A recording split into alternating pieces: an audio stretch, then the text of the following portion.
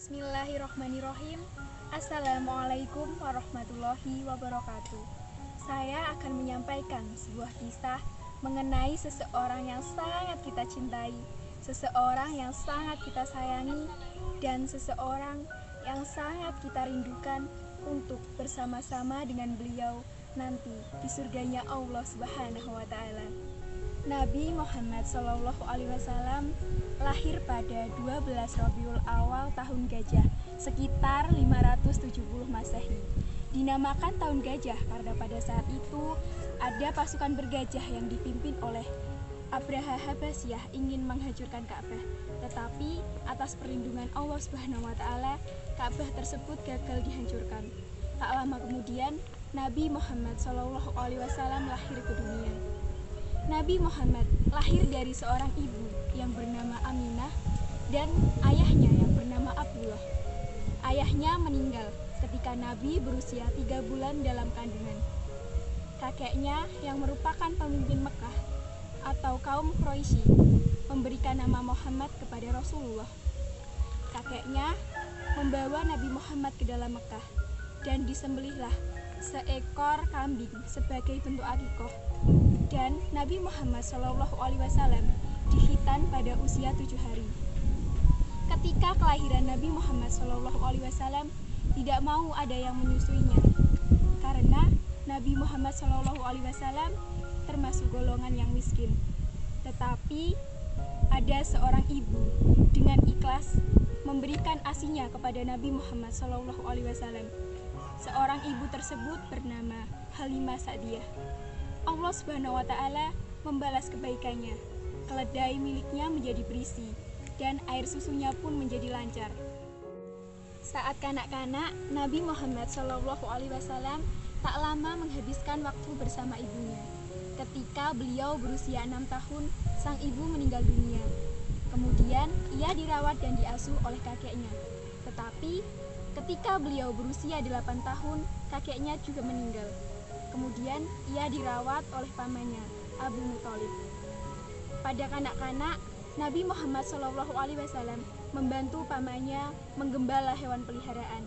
Dan ketika beliau beranjak dewasa, Nabi Muhammad SAW membantu pamannya berdagang. Saat sudah tumbuh dewasa, Nabi Muhammad SAW menikah dengan Siti Khadijah. Siti Khadijah merupakan wanita yang terpandang, cantik, rupawan, dan termasuk golongan orang yang berada di Arab.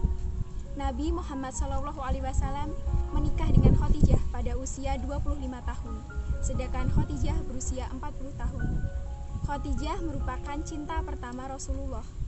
Dibuktikan pernikahannya dengan Khadijah, Nabi Muhammad SAW tidak pernah menikahi wanita lain. Wahyu pertama yang diberikan oleh Allah Subhanahu wa Ta'ala kepada Nabi Muhammad datang melalui mimpi saat ia berusia 40 tahun. Nabi Muhammad SAW sedang berada di Gua Hira di Jabal Nur. Ia bertemu dengan malaikat Jibril. Melalui malaikat Jibril, Allah Subhanahu wa Ta'ala menyampaikan wahyunya berupa surat Al-Alaq ayat 1-5. Dalam ayat tersebut, Allah Subhanahu wa Ta'ala memerintahkan Nabi Muhammad untuk membaca. Setelah mendapat wahyu dari Allah Subhanahu wa Ta'ala, Nabi Muhammad SAW memulai dakwahnya secara sembunyi-sembunyi. Adapun pengikutnya yang pertama ialah Siti Khadijah, sang istri. Lalu sahabat-sahabatnya Ummu Aiman, Ali bin Abu Thalib, Abu Bakar As-Siddiq, dan Zaid bin Haritsah. Setelah itu, Nabi Muhammad SAW kembali menerima wahyu lewat surat Al-Hijr. Dalam wahyu tersebut, Allah Subhanahu wa Ta'ala memerintahkan Nabi Muhammad SAW untuk dakwah secara terang-terangan. Nabi Muhammad SAW melakukan Isra Mi'raj pada 27 Rajab di tahun kenabian.